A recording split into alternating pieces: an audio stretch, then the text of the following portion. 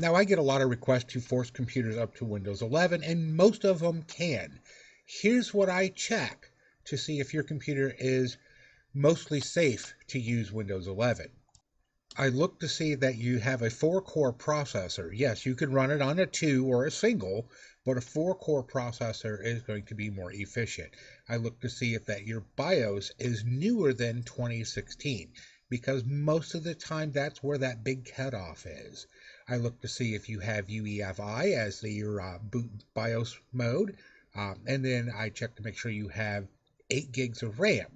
You can run it on 4. That's what the minimum specs are for Windows 11, but I look for 8 because it runs more efficiently with 8 or more.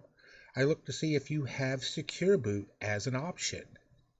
And lastly, the most important piece of this is, do you have the TPM 2.0 chip?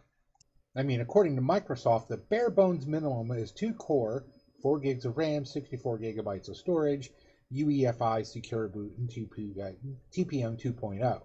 But it's going to be ungodly slow. My recommendations: 4 core, 8 gigs of RAM, 128 gigabytes of storage, of course the UEFI, Secure Boot, and TPM 2.0.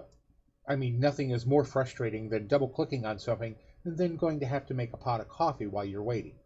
And that's where I'm going to go through and remove all the bloatware I possibly can from Windows 11 so it runs more efficiently for you.